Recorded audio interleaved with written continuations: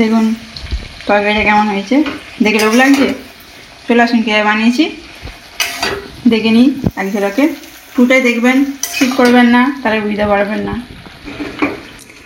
নমস্কার, সবাই কেমন আছেন? আমি আমার একটা নতুন ভিডিও নিয়ে চলে এলাম। আজকে মাছের তেল দিয়ে চচ্চড়ি কুমড়ো পটলের তরকারি। তো এর জন্য মাছের তেল নিয়েছি, তেলটা ভালো করে ছাড়িয়ে বেছে ধুয়ে নুন হলুদ মাখিয়ে নিয়েছি। নিয়েছি পটল, কুমড়ো আর আলু। পটল কুমড়ো আলু দিয়ে তেলের চচ্চড়িটা করা হবে। এতে দেবো মশলা হিসেবে দেবো পাঁচফোড়ন দেবো, শুকনো লঙ্কা দেবো, ধনে গুঁড়ো দেবো, আদা রসুন বাটা দেবো, জিরে বাটা দেবো, হলুদ গুঁড়ো দেবো, লঙ্কা গুঁড়ো দেবো। তাহলে তেলটা ভেজে নেবো। তারা বসে তেলটা গরম করে নিয়েছি। মাছের তেলটা ভেজে নেবো।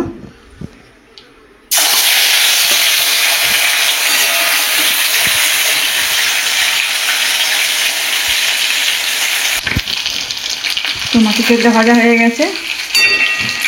এতে দিয়ে দেবো শুকনো লঙ্কা, দিয়ে দেবো পাঁচফোড়ন,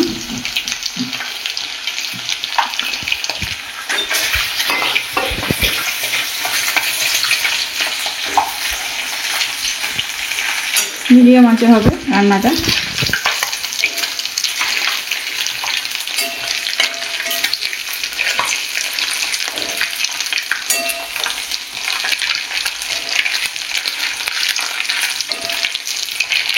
এতে একে একে করে সবজিগুলো দিয়ে দেবো।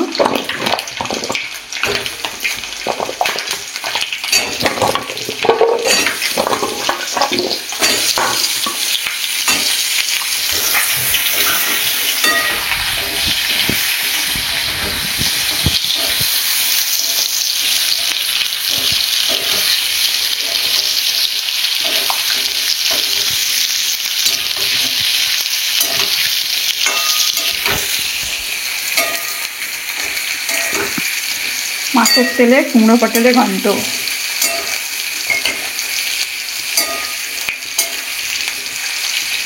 এতে এগুলোই ভাজা ভাজা হয়ে যাবে।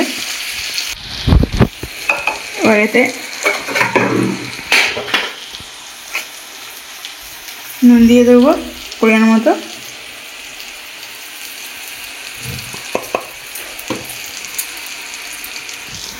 দিয়ে দেবো হলুদ গুঁড়ো, লঙ্কা গুঁড়ো দিয়ে দেবো,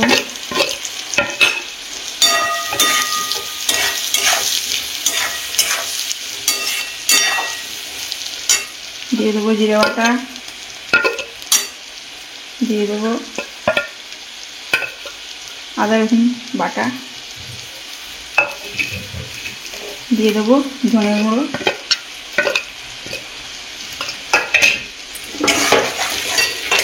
এটাকে একটু কষাবো। বুঝলেন, এখন থেকে দেখেই জিভে জল চলে আসছে। গরম গরম ভাতের সাথে চোখ বন্ধ করলে ভাত শেষ।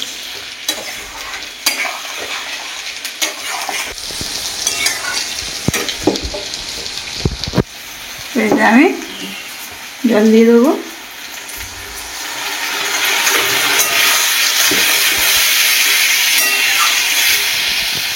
কালারটা যে আসছে না,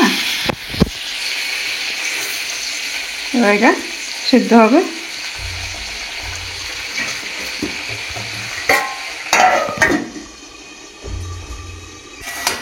তৈরি আমাদের মাছের তেলের পটল কুমড়ো তরকারি ঘন্ট। মাছের তেলের ঘন্ট পটল কুমড়ো দিয়ে অসাধারণ দেখতে হয়েছে। চলে আসুন, এটা পরিবেশন করবো। দিয়ে দিলাম, ঠান্ডা করে পরিবেশন করবো। দেখলেন কত সহজে তৈরি হয়ে গেল আজকে মাছের তেলের ঘন্ট।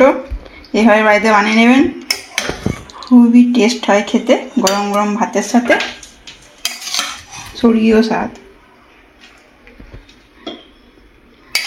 এইভাবে বানিয়ে নেবেন,